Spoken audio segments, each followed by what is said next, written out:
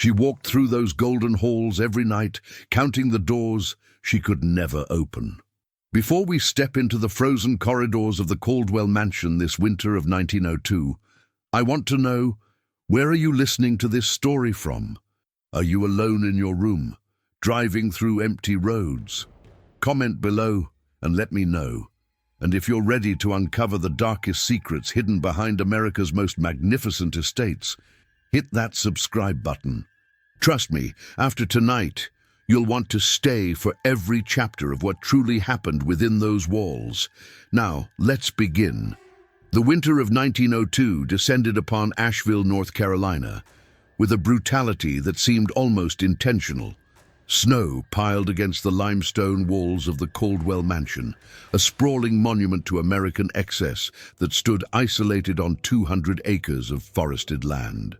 The estate, modeled after the French chateau of the Loire Valley, boasted 250 rooms, 43 bathrooms, and 65 fireplaces that burned day and night, consuming forests worth of timber just to keep the illusion of warmth alive. Margaret Caldwell stood at the window of her private chambers on the 3rd floor, watching servants struggle through knee-deep snow to reach the service entrance. She was 23 years old, married for 18 months, and had not left the mansion grounds in over a year. The glass was so cold that her breath frosted immediately, obscuring her view, but she preferred it that way. It made the world outside seem even more distant, more unreachable. Behind her, the door opened without a knock. She didn't turn around. She knew the sound of those footsteps. "Your father-in-law requests your presence at dinner tonight," said Clara, her lady's maid, her voice carefully neutral. "The senator and his wife are visiting. Mrs. Caldwell expects you to wear the emerald dress."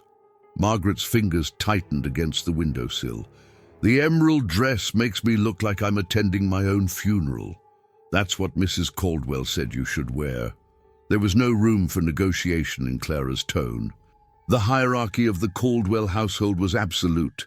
Theodore Caldwell, the patriarch who had built his fortune in steel and railways, his wife Constance, who ruled the social sphere with an iron fist wrapped in silk, and their son Harrison, Margaret's husband, who existed somewhere between his parents' expectations and his own hollow desires. Margaret had learned quickly that in this house she was decorative, a pretty addition to the family's collection of fine things. "Tell Mrs. Caldwell I'll be ready," Margaret said quietly. When Clara left, Margaret remained at the window.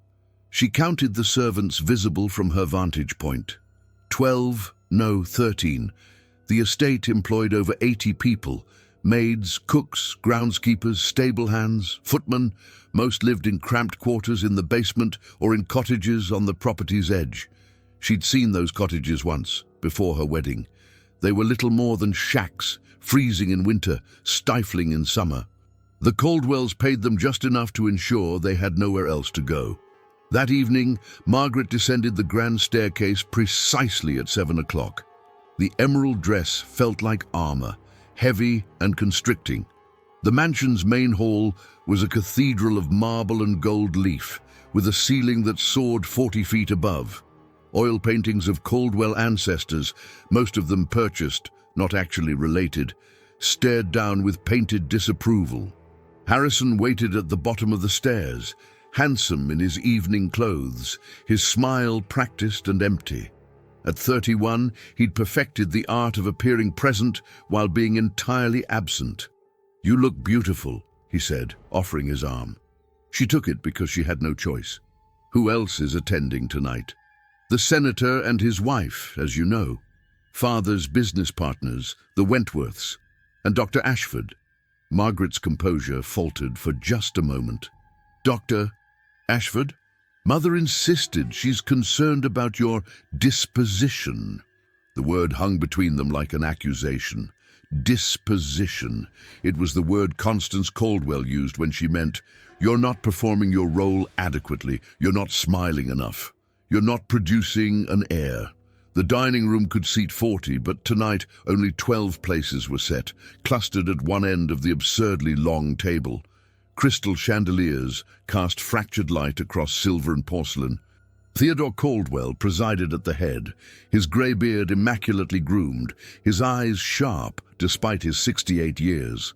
Constance sat to his right, a brittle woman of 55 who wore her jewellery like weapons. When Margaret entered, her mother-in-law's gaze swept over her with the efficiency of an accountant assessing assets. "Margaret, dear," Constance said, the endearment acidic. "How lovely you finally look presentable." The senator, a thick-necked man with political ambitions and questionable ethics, laughed too loudly. His wife, a mouse-like woman named Eunice, smiled nervously. The Wentworths, timber barons from Pennsylvania, nodded politely, and Dr. Ashford, a thin man with wire-rimmed spectacles and unsettlingly gentle hands, watched Margaret with the clinical interest of someone observing a specimen. Dinner proceeded with mechanical precision. 7 courses, each more elaborate than necessary. Conversation flowed around topics of business, politics, and society gossip. Margaret was expected to remain silent unless directly addressed, to smile pleasantly, to embody the ideal of refined womanhood. "Theodore," the senator said, cutting into his venison, "I must commend you on this estate, a true testament to American achievement." "Thank you, Senator, though I'll confess, maintaining such a property requires considerable resources." Theodore's eyes flickered to Margaret. "And considerable discipline within one's household." Margaret felt the weight of his meaning. She'd overheard the servants talking. The Caldwells were spending beyond even their vast means. The mansion's operating costs were astronomical, and Theodore's recent investments had been less successful than he publicly admitted, but appearances had to be maintained. The illusion of unlimited wealth was as important as wealth itself. "Mrs. Margaret," Dr. Ashford said suddenly, his voice soft but cutting through the conversation, "your husband tells me you've been experiencing difficulty sleeping." Every eye turned to her. Margaret's throat tightened. "I sleep adequately, Doctor." "Adequately," Dr. Ashford repeated, as if tasting the word, "but not well, not restfully. And you've been heard walking the halls at night." Heat rushed to Margaret's face. She glanced at Harrison, but he was studying his wineglass. "I occasionally have trouble sleeping," she admitted. "The house is large. Sometimes I walk to clear my mind."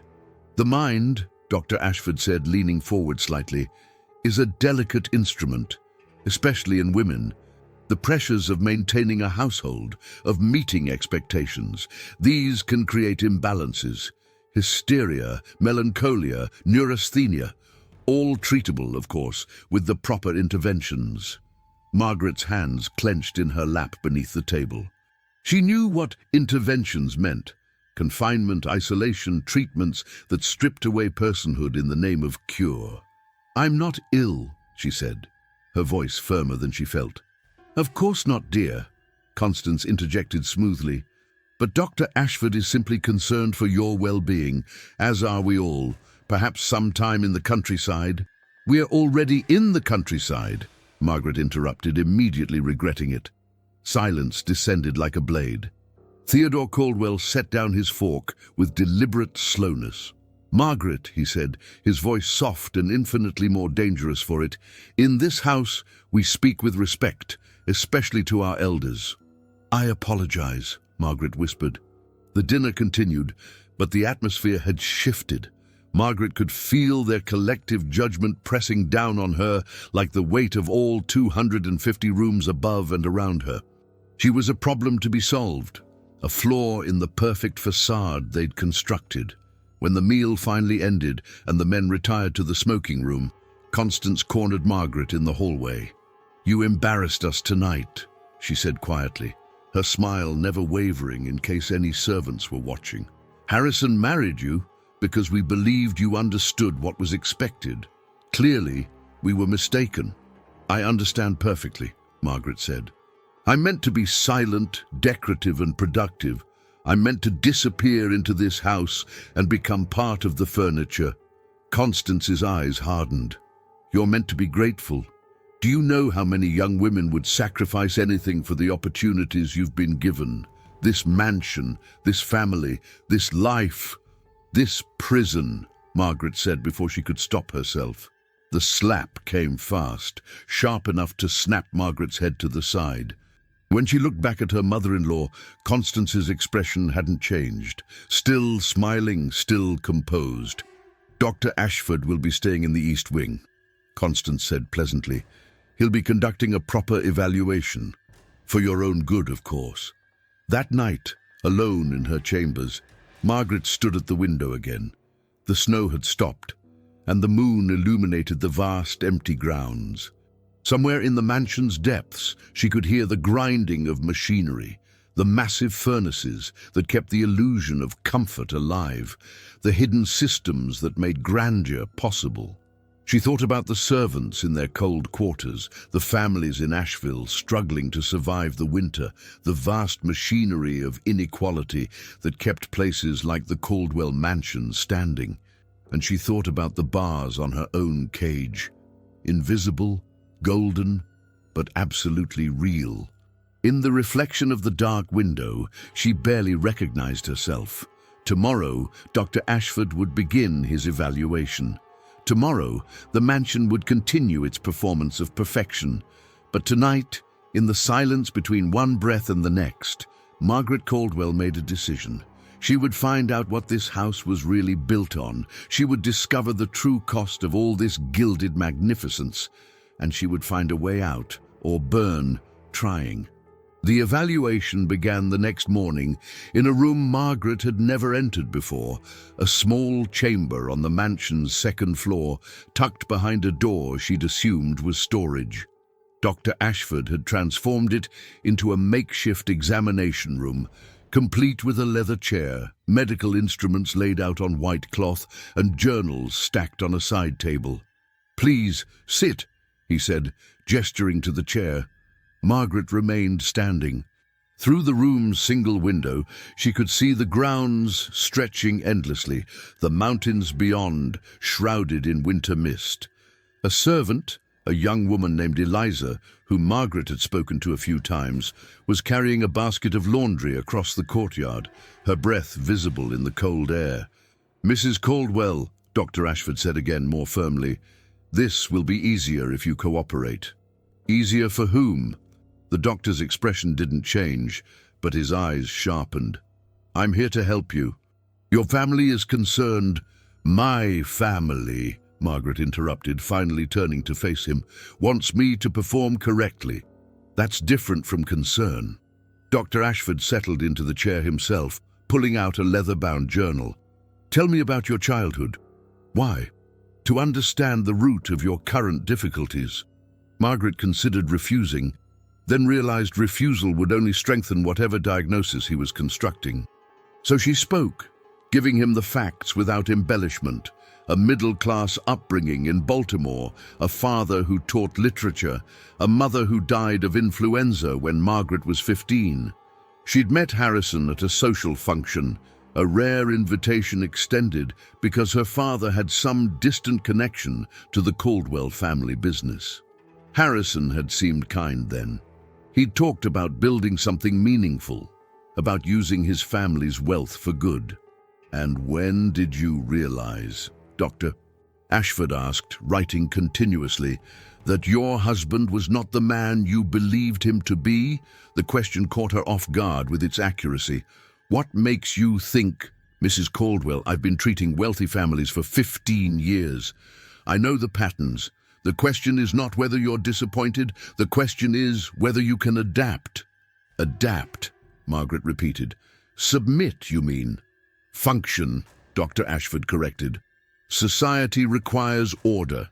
Families require hierarchy. Women require guidance." Margaret felt something cold settle in her chest. "And if I refuse this guidance?" Dr. Ashford closed his journal. "Then we explore other treatments, rest cures, isolation. There are facilities, asylums, where women can recover from nervous exhaustion away from the pressures that trigger their conditions." It was a threat, delivered gently, which somehow made it worse.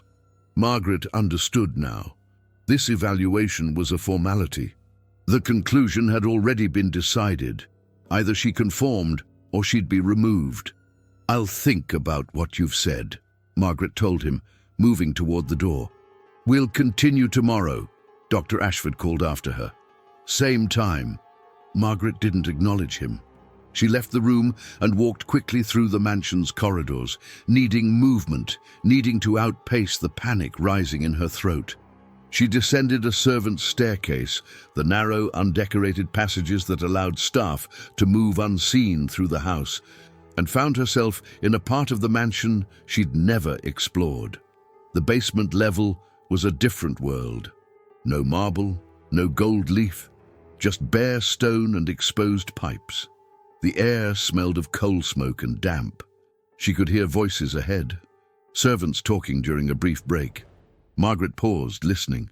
"Can't keep paying us like this," a man's voice said, frustrated. "My family's starving and they're up there eating 7-course dinners. Keep your voice down," another voice hissed. "You want to lose this position. There's nothing else out there. Nothing. There's got to be something. This house, it's killing us slowly. You've seen Thomas's hands, working those furnaces, no safety measures, nothing. He's burned down to the bone." Margaret pressed herself against the wall, barely breathing. "And that's not the worst," a woman's voice added. Margaret thought it might be Eliza, the laundry maid. "You know why Rachel left last month? She got married, didn't she?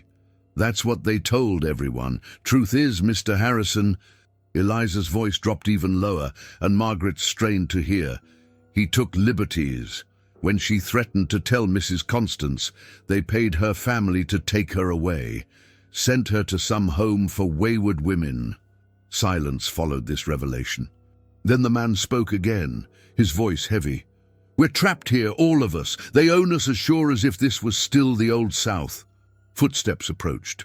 Margaret hurried back the way she'd come, her heart hammering. She emerged into a main corridor just as Clara appeared, looking startled.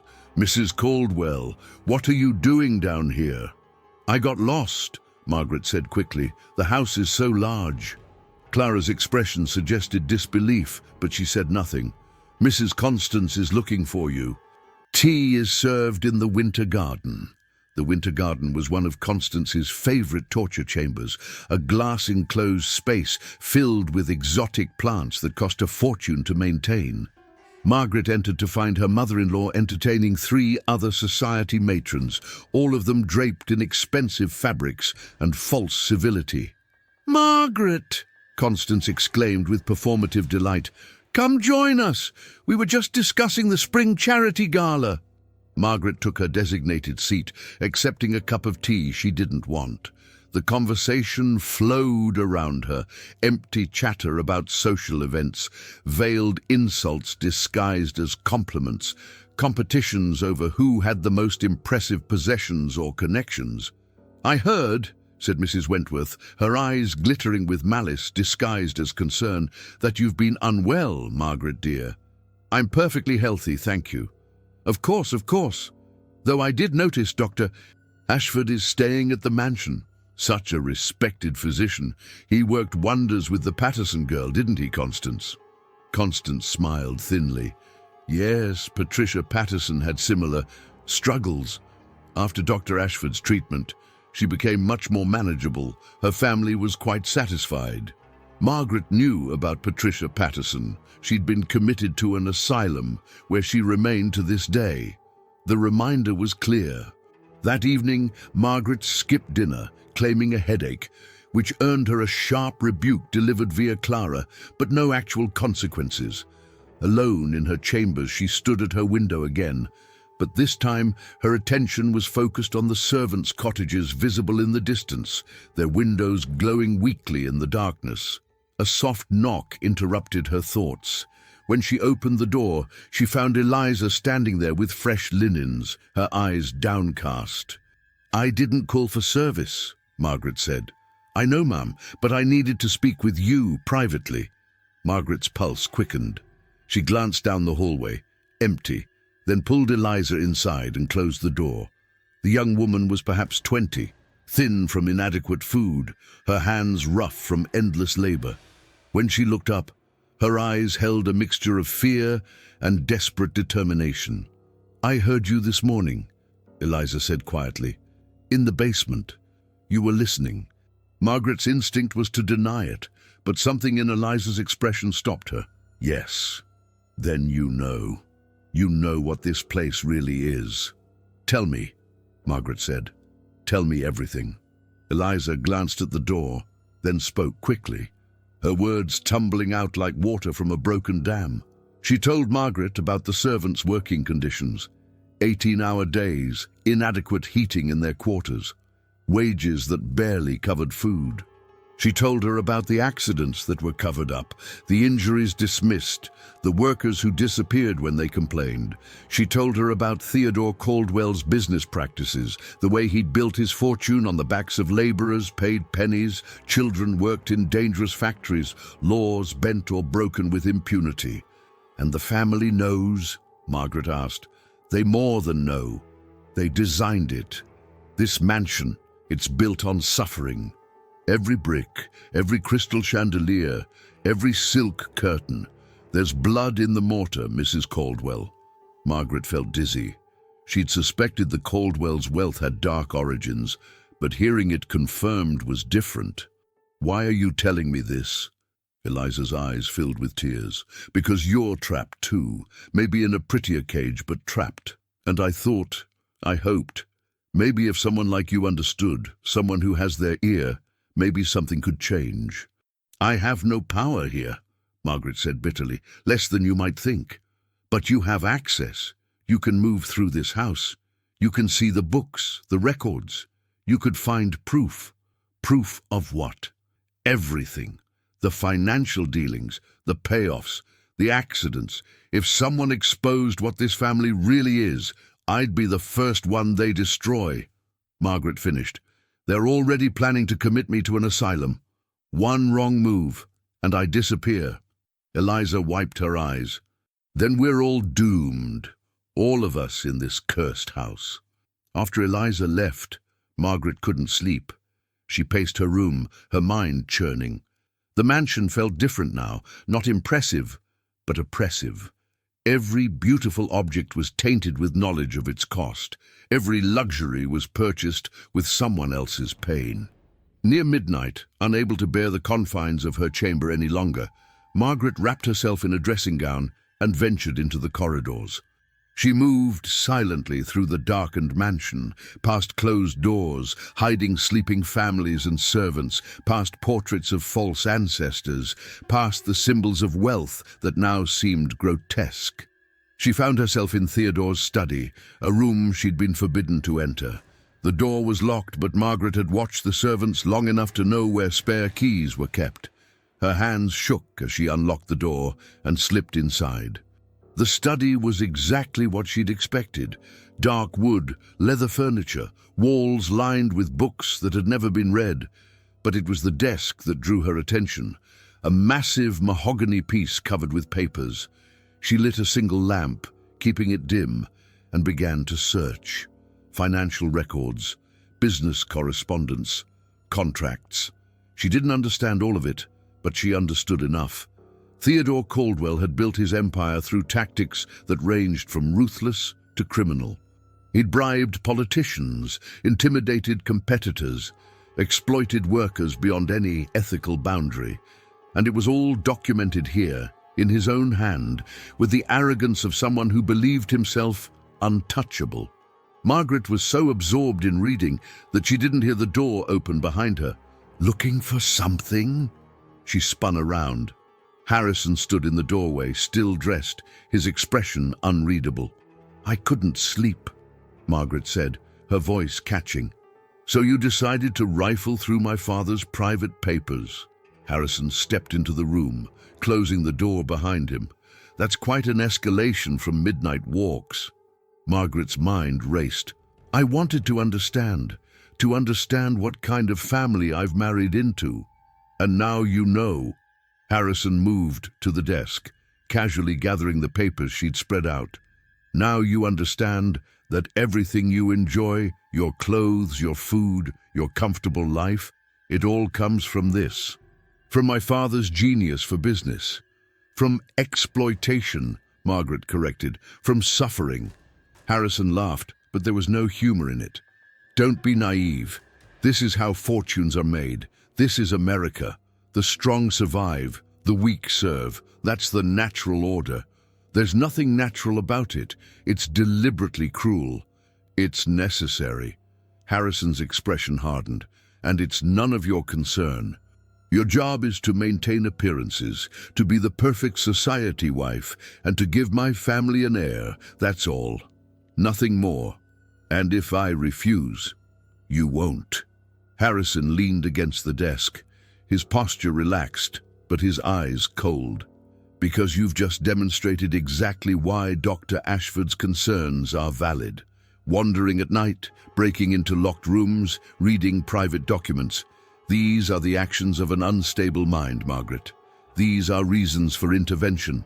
Margaret felt the trap closing around her. You'd commit me, your own wife. I'd do what's necessary to protect my family, and right now you're a liability. Harrison moved toward the door, then paused. Dr. Ashford will complete his evaluation tomorrow. I suggest you give him no further reason for concern, for your own sake. He left, locking the door behind him. Margaret stood alone in the study, the lamp's flame flickering, surrounded by evidence of atrocities she could never expose. The walls seemed to close in, all 250 rooms pressing down, the weight of the entire mansion crushing her. But as she stood there in the darkness, something inside her hardened. They wanted her silent, compliant, disappeared. They expected her to crumble. Instead, she would become dangerous. She would find a way to expose this family. She would tear down the facade they'd built. And she would escape this gilded cage or die trying. The winter wind rattled the windows, and somewhere deep in the mansion, a door slammed shut. Dr. Ashford's evaluation resumed at precisely 9 o'clock the following morning.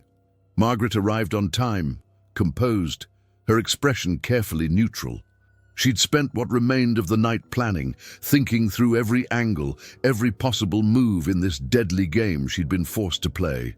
"Good morning, Mrs. Caldwell," Dr. Ashford said, his tone professionally pleasant. "I trust you slept well." "Well enough, thank you." He gestured to the chair. This time Margaret sat without protest. She would play the role they expected, docile, cooperative, reformed. It was the only way to buy herself time. The morning session consisted of questions designed to probe her mental state, her compliance with social expectations, her understanding of her role. Margaret answered carefully, threading the needle between obvious lies and complete capitulation. She mentioned her gratitude for the Caldwell family's generosity, her desire to be a better wife, her recognition that she'd been perhaps too emotional in her reactions. Dr. Ashford took notes constantly. "I'm pleased to hear this change in perspective," he said. "However, given your recent behavior, the midnight wandering, the intrusion into Mr. Caldwell's study, I remain concerned about the stability of this adjustment." "I understand your concern," Margaret said quietly. "I was confused, overwhelmed by the responsibilities of my position, but I'm committed to improving. Time will tell." Dr. Ashford closed his journal. "We'll continue these sessions for another week. If your progress continues, I believe we can avoid more intensive treatments." The threat hung in the air, polite and absolute. When Margaret was finally dismissed, she returned to her chambers to find Clara waiting, her expression troubled. "Mrs. Constance requests your presence in the drawing room," Clara said. Then, more quietly, "There's been an accident." Margaret's heart clenched. "What kind of accident?" "One of the servants. Thomas, the man who works the furnaces. His arm was caught in the machinery. It's bad." Margaret felt sick. She remembered the voices in the basement, the man complaining about unsafe conditions, about burns. "Where is he?" "They've taken him to his cottage." "The family physician is there, but—" Clara's voice dropped to barely a whisper. "But they're more concerned with avoiding scandal than helping him." In the drawing room, Margaret found Constance coordinating with Harrison and Theodore.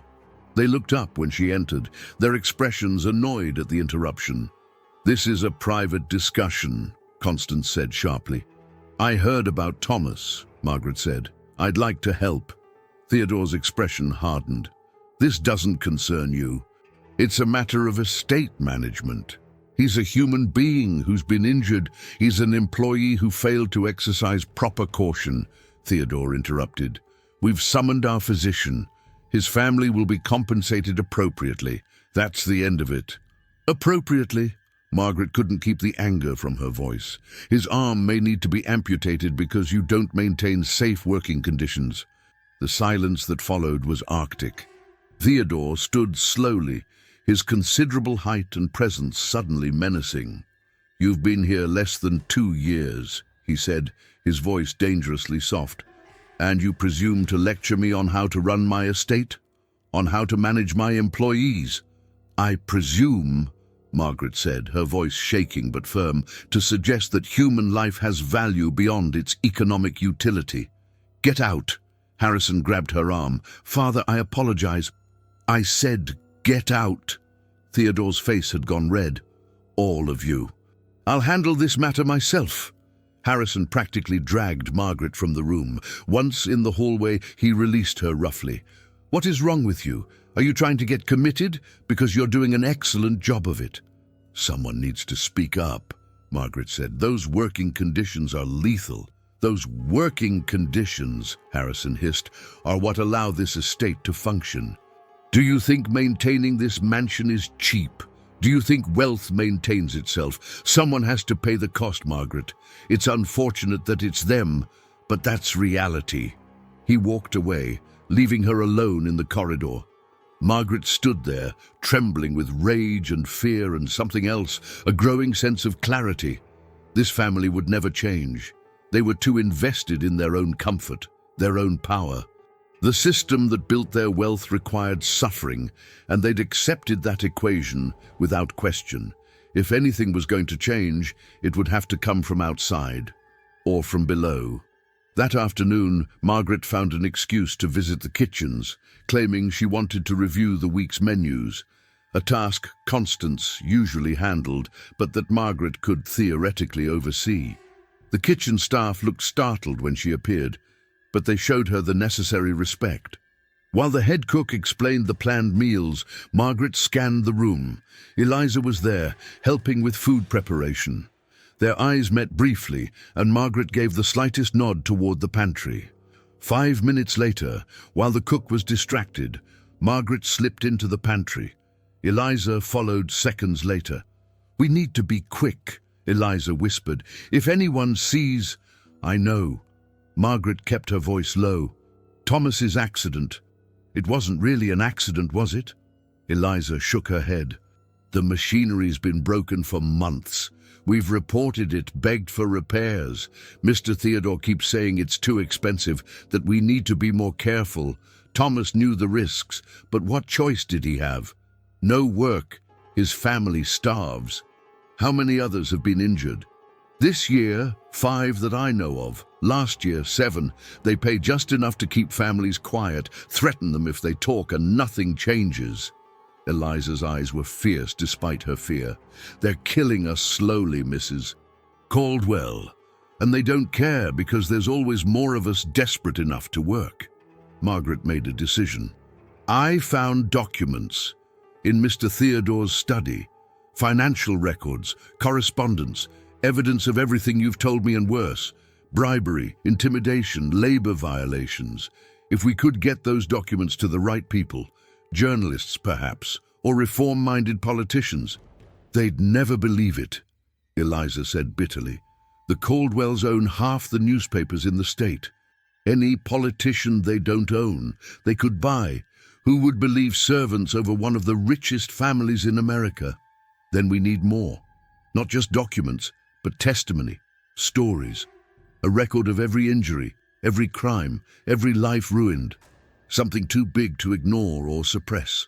Eliza stared at her. "You'd risk everything for this? For us?" "I'm risking everything anyway," Margaret said. They're planning to commit me to an asylum if I don't comply completely. At least this way my destruction might accomplish something. That's not encouraging. I know. Margaret allowed herself a grim smile. But it's honest. Can you help me? Can you connect me with other servants, people willing to share their stories? Eliza hesitated, then nodded. There's a gathering tonight, after midnight when the family's asleep, in the laundry building. About a dozen of us. We meet sometimes, to talk, to support each other. I could take you there. I'll be there. They separated quickly. Margaret returned to her chambers, her mind racing. She had perhaps a week before Dr. Ashford would make his final recommendation. A week to gather evidence, to build a case so damning that even the Caldwell influence couldn't suppress it completely. It wasn't much time, but it was all she had. That evening passed with agonizing slowness. Dinner was a formal affair with more business associates visiting. Margaret played her role perfectly, silent, decorative, compliant. Constance actually smiled at her, pleased with the improvement. Harrison relaxed slightly, believing perhaps that Dr. Ashford's treatment was working. If only they knew. At midnight, Margaret wrapped herself in a dark cloak and slipped from her room. She'd learned the servants' routes well enough by now to avoid them, moving through the mansion's shadows like a ghost. The winter cold hit her when she stepped outside, but she pushed through it, making her way across the snowy grounds toward the laundry building. Light glowed from its windows. Margaret knocked softly, and Eliza opened the door immediately, pulling her inside. The room was warm from the massive boilers used for heating water. About 15 people were gathered, men and women of various ages, all servants, all with the same exhausted wariness in their eyes. They stared at Margaret with mixed expressions, suspicion, hope, fear. "This is Mrs. Caldwell," Eliza said. "I know what you're thinking, but listen to her." Margaret moved to the center of the room. "I won't waste your time with apologies for my family's behavior. I can't undo what's been done to you, but I can promise you this. I'm going to expose them. I'm going to make sure the world knows what the Caldwell fortune is really built on, and I need your help." "Why should we trust you?" an older man asked. He had burn scars on his arms, furnace injuries, Margaret guessed. "You're one of them." "I'm not," Margaret said quietly. "I'm a prisoner here, just like you. My cage is prettier, but it's still a cage. And they're planning to lock me away permanently if I don't submit. So either I do this and maybe make a difference, or I become one more person they've silenced." "What do you want from us?" a woman asked. "Your stories. Documented, detailed accounts of what's happened here. Names, dates, injuries, threats, everything. I'll combine them with the financial records I found, and I'll get them to people who can't be bought or intimidated.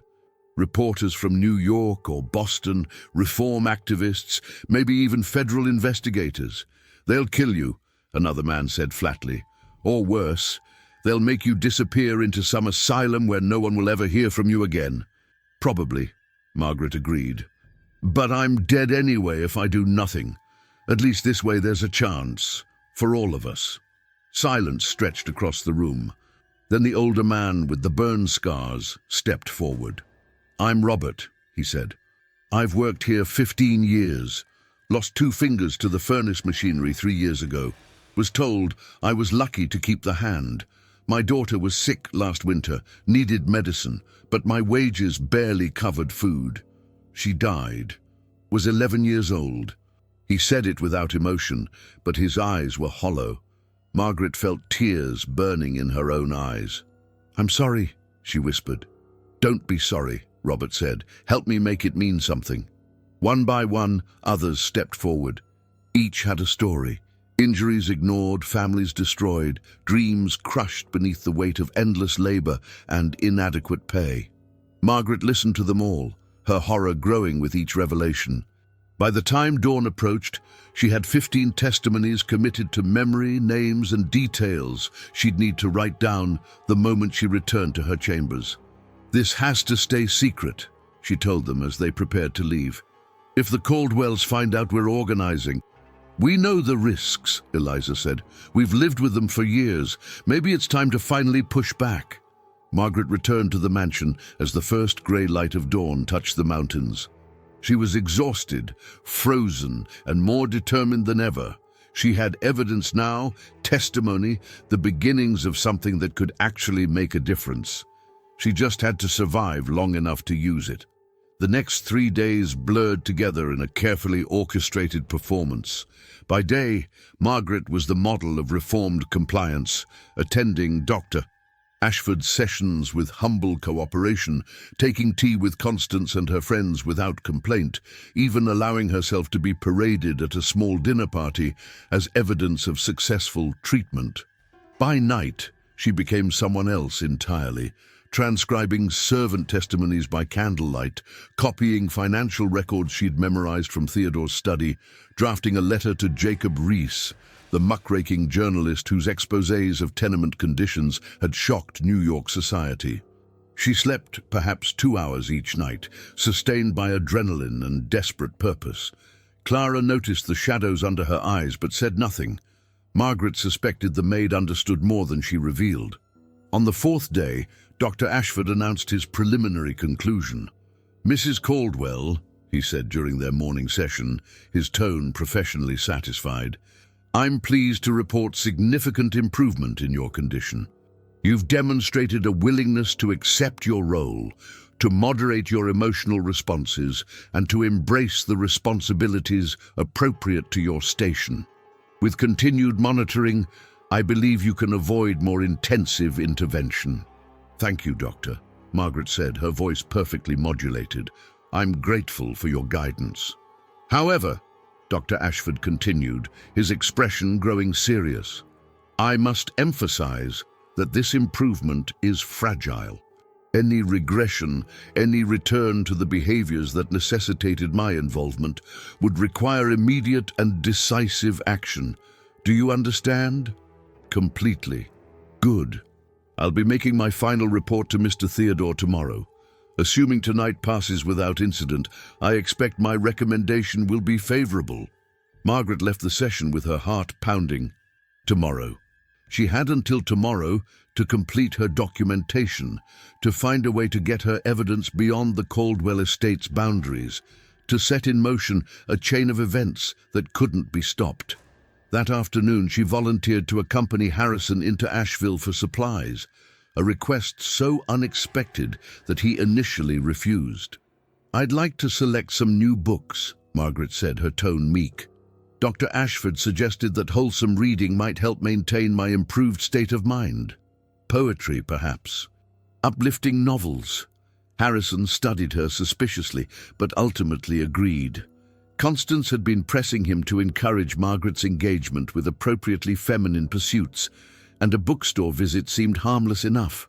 The carriage ride into town took 40 minutes along snow-packed roads. Margaret sat across from Harrison, watching the landscape pass, forests, frozen streams, occasional glimpses of the struggling working-class neighborhoods that Asheville's wealthy elite preferred to ignore. She'd hidden her carefully prepared packet inside a book, and the weight of it felt enormous against her side. Asheville's main street was busy despite the cold. Harrison left her at Morrison's Books with instructions to meet him at the hotel in 2 hours for tea.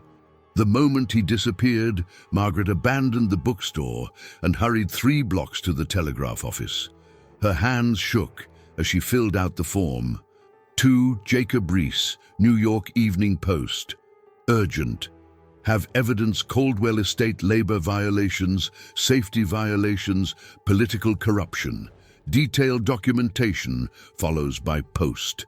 Advise discretion, family influential and dangerous. MC. She paid with coins she'd been secretly saving, then rushed to the post office. The packet she'd prepared contained copies of everything: servant testimonies, transcribed financial records, a detailed account of working conditions, and a personal letter explaining who she was and why she was risking everything to expose her own family. "Registered mail to New York," she told the clerk, her voice steady despite her racing heart. "Priority handling. That'll be $3. She paid and watched the clerk stamp and record the package. Once it entered the postal system, there was no calling it back. The evidence would reach New York in approximately 3 days. And then, Margaret didn't let herself think beyond that point. She returned to Morrison's books and actually purchased some volumes, evidence of her supposed errand, then met Harrison at the hotel for tea. She played her role perfectly, grateful for the outing, chatting about the books she'd selected, even smiling at his occasional remarks.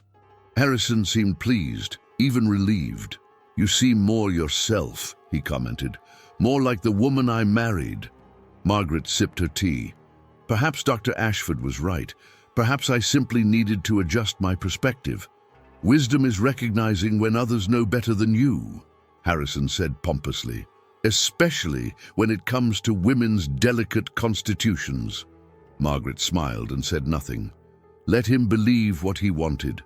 In 3 days, none of it would matter. That night, unable to sleep, she stood at her window watching the mansion's grounds. Tomorrow, Dr. Ashford would deliver his report. Tomorrow, the Caldwells would consider her cured and resume treating her as decorative furniture. Tomorrow, she could begin planning a more permanent escape, because even with the evidence sent, she couldn't stay here. The moment the exposé was published, they'd know she was responsible. A movement caught her attention. Someone was crossing the courtyard, a figure in dark clothing moving quickly toward the main house. Margaret couldn't see clearly in the darkness, but something about the furtiveness of the movement sent alarm bells ringing. She grabbed her dressing gown and left her chambers, moving silently through the corridors. She reached the main staircase just in time to see the figure slip through a side door, heading toward Theodore's study. Margaret's blood ran cold. Someone was breaking into the study. If Theodore discovered an intrusion, he'd investigate thoroughly. He might find evidence that papers had been disturbed, might realize someone had accessed his files, and if he suspected her, she had to stop, whoever it was. She hurried down the stairs and through the side door into the service corridor that led to the study. The door was ajar. Inside, she could hear the sound of papers rustling, drawers being opened. Margaret pushed the door wider. A hooded figure stood at Theodore's desk, rifling through documents by the light of a shaded lantern. "Stop!" Margaret whispered urgently. "You can't be here." The figure spun around, and the hood fell back. It was Robert, the servant with the burn scars. In his hands were a stack of Theodore's business papers. "Mrs. Caldwell," he said, startled. What am I doing? What are you doing?" Margaret closed the door behind her. "If you're caught, I'm taking insurance," Robert said grimly, "for when they come for us, and they will, Mrs. Caldwell. The moment your exposé is published, they'll retaliate. They'll punish every servant they suspect of helping you. I've seen how this family operates. We need leverage. You're risking everything. We're risking everything anyway." Robert's voice was hard. "At least this way we have something to bargain with, documents that would destroy them completely if made public. A guarantee they can't touch us without destroying themselves." Margaret stared at him, her mind racing. He was right. The Caldwells would absolutely retaliate against the servants once they realized what had happened. She'd been so focused on getting the evidence out that she hadn't fully considered the aftermath. "Take what you need," she said finally. "But be quick. If anyone discovers—" "Mrs. Caldwell?" A voice echoed down the corridor. Clara's voice, sounding alarmed. "Mrs. Caldwell, where are you?" Panic flooded through Margaret. "Hide, now!" Robert extinguished the lantern and pressed himself into the shadows behind the desk. Margaret stepped out of the study, closing the door behind her just as Clara appeared. "What are you doing down here?" Clara asked, her eyes wide. "I couldn't sleep. I was walking." "You need to return to your chambers immediately. Mr. Theodore is conducting a security inspection. Someone reported seeing an intruder on the grounds." Margaret's heart stopped. An intruder? One of the groundskeepers thought he saw someone suspicious near the main house. "Mr. Theodore's gathering the male servants to search the premises." Clara grabbed Margaret's arm. "If he finds you wandering around at this hour, especially near his study—" "I understand. I'm going." Clara escorted her back upstairs, glancing nervously over her shoulder. When they reached Margaret's chambers, the maid hesitated. "Whatever you're planning," Clara said quietly, "be careful. This family destroys anyone who threatens them." "I know." Clara left. Margaret locked her door and pressed her ear against it, listening. She could hear voices below. Theodore's authoritative bark, servants responding, footsteps throughout the mansion. They were conducting a thorough search. If they found Robert in the study, the minutes crawled past. Margaret couldn't hear what was happening below, couldn't tell if Robert had managed to escape or if he'd been caught. Every sound made her flinch. She imagined Theodore discovering the disturbed papers, realizing what had been taken, beginning an investigation that would eventually lead back to her. Dawn came with agonizing slowness. When Clara arrived with her breakfast tray, Margaret immediately asked, "Did they find the intruder?" "No, ma'am. Whoever it was must have fled. Mr. Theodore's furious, but there's no trace of them." Clara set down the tray, then added quietly, "Though several of his business documents appear to be missing." Margaret's stomach clenched. "Missing? That's what I heard. He's interrogating the staff now, trying to determine who might have taken them." This was disaster. Theodore would be relentless in his investigation. He'd question every servant, search every cottage, tear apart the estate looking for his missing papers. And when he couldn't find them through normal means, he'd start making accusations, threatening, destroying lives until someone confessed. Margaret had to do something. She had to protect the servants who trusted her, had to find some way to deflect Theodore's wrath. But what could she do? She had no power, no authority, no ability to stop what was coming. The day proceeded like a nightmare. Dr. Ashford conducted what he'd declared would be his final evaluation, though Margaret could barely focus on his questions. She gave the appropriate responses mechanically, her mind elsewhere. Apparently, her distraction wasn't severe enough to raise concerns because the doctor concluded by declaring her adequately recovered and promising his final report would recommend no further intervention. That evening, Theodore summoned the entire household, family and servants, to the main hall. It was an unprecedented assembly. Margaret descended the stairs to find what looked like a trial. Theodore stood before the massive fireplace like a judge, with Constance and Harrison flanking him. The servants were assembled in a semicircle, their faces pale with fear. "Someone," Theodore began, his voice echoing through the hall, "has stolen documents from my private study. These documents contain sensitive business information, and their theft constitutes a serious crime." Silence. Not a single person moved. "I will discover who is responsible," Theodore continued, "and when I do, that person and anyone who assisted them will face the full consequences of their actions. Criminal prosecution, permanent dismissal without references. And I promise you, I have the means to ensure that anyone who betrays this household will never work again anywhere in this country." Margaret watched the servants' faces. They were terrified, but none of them broke. Robert stood near the back, his expression carefully blank. "However," Theodore said, his tone shifting slightly, "I'm willing to show mercy. If the guilty party returns what was taken and confesses immediately, I'll limit the consequences to dismissal. No prosecution, no further action. You have until tomorrow morning to come forward." It was a trap, Margaret knew. Anyone who confessed would be destroyed regardless of Theodore's promises.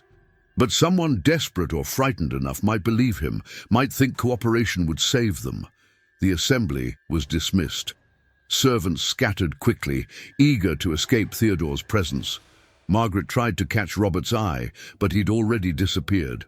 That night, Margaret couldn't even pretend to sleep. She paced her chambers, waiting for something terrible to happen. Would Theodore's investigation lead to Robert? Would someone betray the servants' gathering, expose the alliance she'd formed? Would her own role be discovered? Near midnight, she heard shouting from below. She ran to her door and opened it slightly, listening. The voices were coming from the main hall, Theodore's voice, and another she didn't recognize at first. Then she realized it was Robert. Margaret raced downstairs, her heart in her throat. In the main hall, she found Theodore and several male servants surrounding Robert, who stood defiantly despite being outnumbered. "I took your papers," Robert was saying, his voice steady. "I took them because they prove what you really are.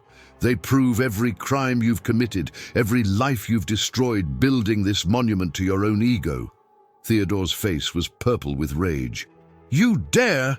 "I dare because I've got nothing left to lose," Robert interrupted.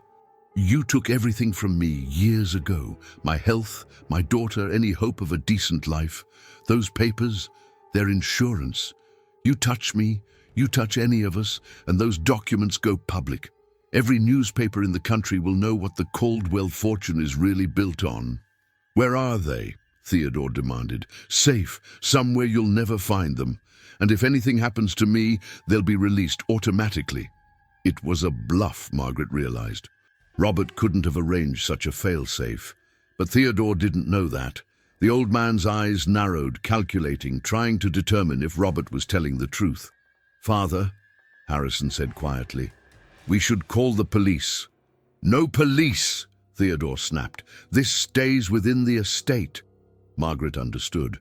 Police would ask questions, would potentially see the documents if they were recovered, would create records that couldn't be suppressed. Theodore wanted to handle this privately, violently if necessary. She had to intervene, had to do something before this spiraled into murder. "Stop!" Margaret said, stepping forward. Everyone turned to stare at her. "Stop this! Let him go!"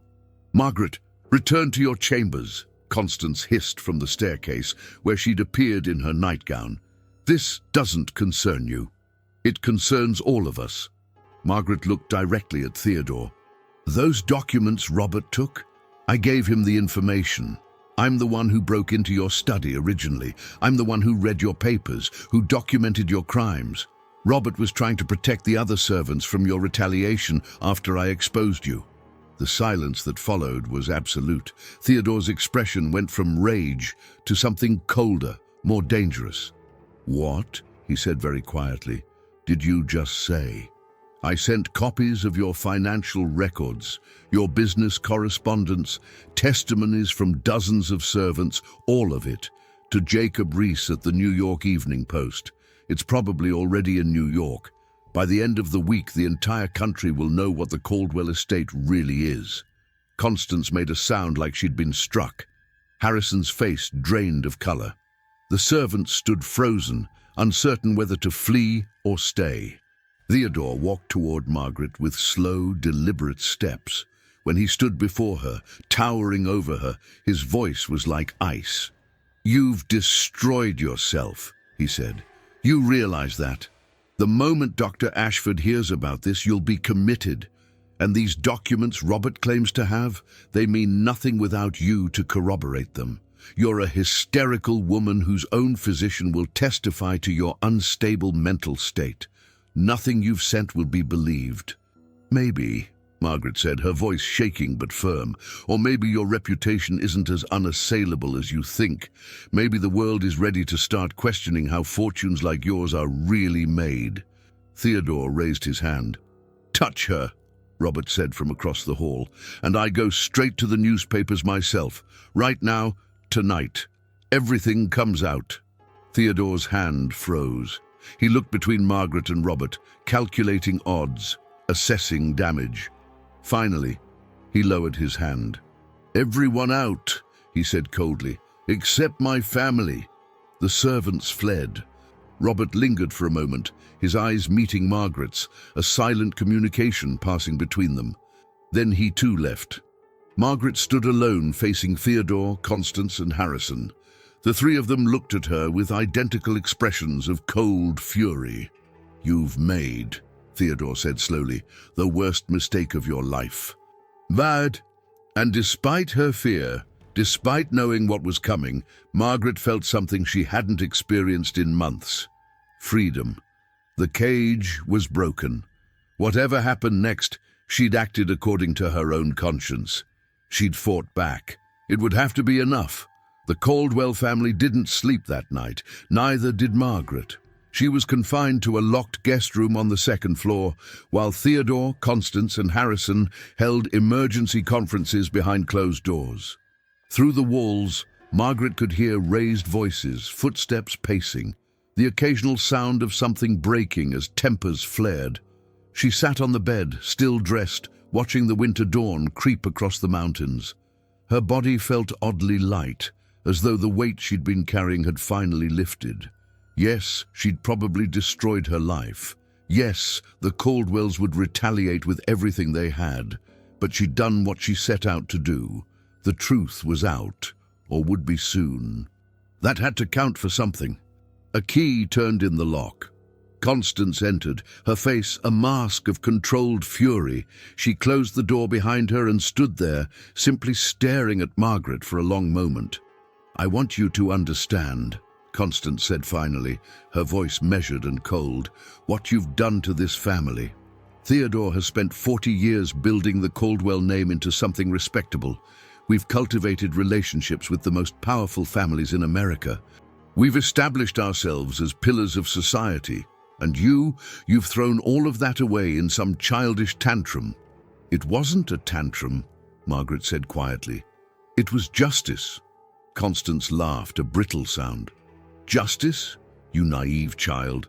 There is no justice in this world, only power, and you've just learned that you have none." "Maybe, but I've also learned that power built on suffering is worth destroying." "How noble." Constance moved to the window, her back to Margaret. "Doctor, Ashford will be here within the hour. He'll conduct an emergency evaluation and declare you mentally unfit. By this afternoon, you'll be in a private facility where you can contemplate your nobility in quiet solitude for the rest of your life." Margaret's stomach clenched, but she kept her voice steady. "The documents are already in New York. Committing me won't stop publication. No, but it will destroy your credibility. The ravings of an institutionalized woman. No respectable newspaper will print them. And the testimonies you collected from servants? Those people will recant the moment we apply the appropriate pressure. Some will accept payment. Others will accept threats. One way or another, this story will die before it's born." "You're that certain?" "I'm that powerful." Constance turned back to face her.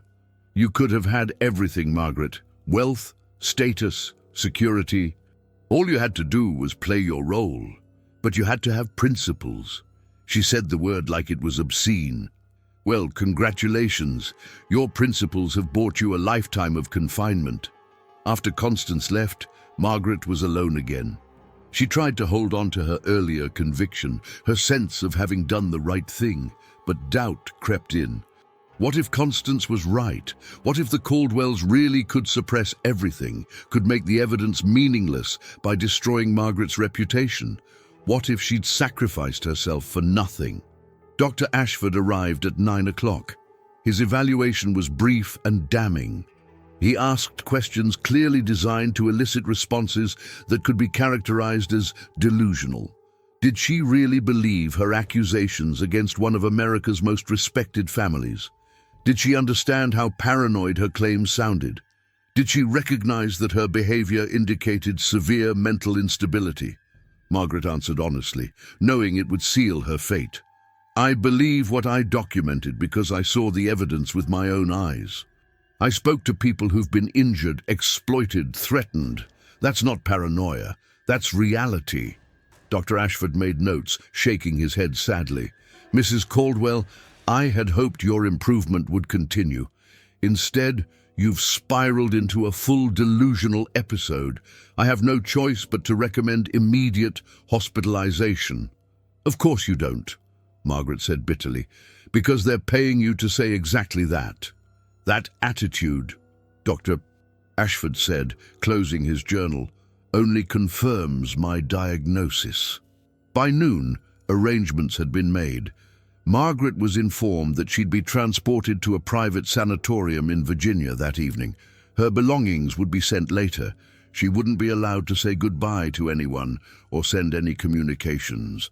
She was, effectively, disappearing. She was given lunch in her locked room, food she couldn't eat, her stomach too tight with dread. This was really happening. Despite everything she'd done, the Caldwells were winning. They were erasing her, silencing her, making her another casualty of their relentless pursuit of power. Around 3 o'clock, she heard commotion outside. Raised voices, the sound of multiple horses and carriages. Margaret pressed herself against the window, trying to see what was happening. Several carriages had arrived at the mansion's entrance. Men in official-looking clothes were disembarking, along with Margaret's heart leaped, a familiar face. Jacob Rees himself, the journalist, flanked by what appeared to be federal investigators. The door to her room burst open. Harrison stood there, his face ashen. "What did you send them? What exactly did you include in that packet?" "Everything," Margaret said, hope surging through her. "Why?" Harrison didn't answer. He simply turned and left, leaving the door open. Margaret hurried out, following the sound of voices to the main hall. The scene she discovered was chaos. Theodore stood near the fireplace, his usual commanding presence diminished as he faced off against a federal marshal and 2 investigators. Jacob Rees was there too, taking notes, his expression grimly satisfied. And behind them, incredibly, was a group of servants, Robert among them, who'd apparently come forward to give testimony. "Mr. Caldwell," the federal marshal was saying, "we have credible evidence of multiple violations of federal labor regulations, safety statutes, and antitrust laws. We're here to conduct a formal investigation, and I must inform you that obstruction will result in immediate criminal charges." "This is outrageous!" Theodore sputtered, his face red. "I demand to see my lawyers." "Your lawyers are welcome to join us," the marshal said calmly. "But this investigation is happening regardless. We have documentation provided by Mrs. Margaret Caldwell, corroborated by testimony from multiple witnesses. The evidence is substantial enough to warrant immediate action." Margaret stood frozen on the staircase, afraid to move, afraid this was a dream she'd wake from. Jacob Rees looked up and saw her. His weathered face broke into a slight smile. "Mrs. Caldwell, I presume. Your timing was impeccable. These gentlemen from the federal government were already investigating labor conditions in North Carolina when your packet arrived. Your evidence provided exactly what they needed to take action. I don't understand." "There's been a push in Washington," Rees explained, moving toward her, "to enforce existing labor laws more strictly. Reform-minded officials have been looking for a test case, a prominent family they could make an example of. Your documentation gave them everything they needed. Names, dates, financial records proving willful negligence. This is going to be front-page news in every paper from New York to San Francisco." Theodore's voice boomed across the hall. "This is a conspiracy. My daughter-in-law is mentally ill. She's been diagnosed by a respected physician as delusional. Anything she's told you is the product of a sick mind." "Really?" One of the investigators stepped forward, holding up a sheaf of papers.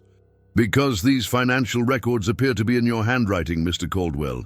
Are you claiming you wrote delusional documents?" Silence. Theodore's face went from red to pale. "Furthermore," the investigator continued, "we have testimony from 15 current and former employees, all telling consistent stories of unsafe working conditions, inadequate wages, and systematic intimidation. Unless you're claiming they're all delusional as well?" Constance spoke up, her voice shrill. "Those servants are lying. They're being paid to make false accusations." "Actually, ma'am," Robert said, stepping forward, "we're not being paid anything. For the first time in years, we're telling the truth because someone finally gave us a way to do it safely." The next hours were a blur. Federal investigators commandeered Theodore's study, seizing records and conducting interviews. More servants came forward, emboldened by the official presence, adding their testimonies to the growing mountain of evidence. Jacob Rees interviewed Margaret extensively, taking detailed notes about her experience inside the Caldwell household, her observations, her documentation process. "Your story is going to be published," he told her as evening fell. Not just in my paper, everywhere. The society wife who exposed her own family's corruption. It's exactly the kind of narrative that captures public imagination. I didn't do it for attention, Margaret said. I know. That's what makes it powerful. Reese studied her thoughtfully. What will you do now? You can't stay here. No, Margaret agreed, glancing around the mansion that had been her prison. I can't. You'll need somewhere safe. The Caldwells still have influence, and they'll try to retaliate however they can. I have contacts, reformist organizations, women's advocacy groups, who can help you disappear until the legal proceedings are concluded. I'd like that, Margaret said quietly. I'd like to disappear for a while.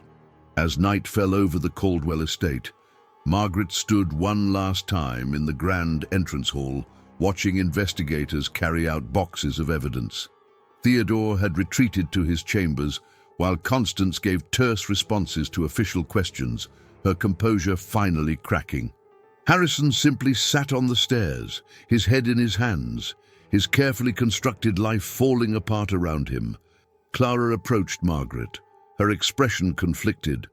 Mrs. Caldwell, I'm sorry I didn't do more to help you. You did what you could, Margaret said gently. You warned me. That was help enough. What will happen to all of us, the servants? I don't know, Margaret admitted, but at least now there's a chance things will change. Real reforms, legal protections. It won't happen overnight, but it's a start. Robert appeared, accompanied by several other servants who'd given testimony. Mrs. Caldwell, he said formally, then smiled slightly. Or should I just call you Margaret? Margaret is fine. We wanted to thank you for what you risked, for actually giving a damn about people like us. I should thank you, Margaret said, her eyes burning with tears. You trusted me when you had no reason to. You told me your stories when it could have destroyed you. This, whatever comes of it, this is because all of us decided to speak truth together. One of the federal investigators approached. Mrs. Caldwell, we're prepared to transport you to a secure location tonight for your own protection. Margaret nodded. She had nothing to pack, no belongings she wanted to take from this place. Everything she needed, she'd carry within her. The memories of the servants' stories, the knowledge that she'd acted with courage when it mattered, the understanding that sometimes the cost of remaining silent was higher than the cost of speaking out. As she walked out of the Caldwell mansion for the last time, she didn't look back. Behind her stood 250 rooms of accumulated wealth, built on suffering, maintained through exploitation. Ahead of her lay uncertainty, possible danger, definite struggle, an unknown future. But it was her future. For the first time since marrying Harrison, her life belonged to her. The winter wind cut through her thin dress, but Margaret barely felt it. In the distance, she could see lights from Asheville, and beyond that, the rest of America, a country still deeply flawed, still rife with inequality, but maybe, just maybe, capable of change. She climbed into the waiting carriage beside Jacob Reese. "Ready?" he asked. Margaret thought about the servants whose stories she'd carried, about the system she'd helped expose, about the long fight for justice that still lay ahead. She thought about the fact that the Caldwells might ultimately escape severe punishment, that powerful families rarely faced true accountability, that one exposé wouldn't fix everything broken in America's Gilded Age. But she also thought about Robert's daughter, dead at 11 from treatable illness, about Thomas's mangled arm, about all the others who'd suffered in silence because no one with power had cared enough to listen. "Yes," Margaret said firmly, "I'm ready." The carriage pulled away from the mansion, carrying her toward whatever came next. Behind them, the Caldwell estate stood illuminated against the dark mountains, a monument to wealth and power, now tainted by truth. And somewhere in New York, printing presses were warming up to tell the world exactly what that monument had cost. The story was far from over, but for the first time, it was being told honestly. That would have to be enough. If you made it to the end of this dark tale, drop a comment and let me know what you thought. Did the Caldwell family's downfall satisfy you, or do you think Margaret's sacrifice was worth it? Hit that like button and subscribe for more stories that explore the dark side of the American dream. Until next time.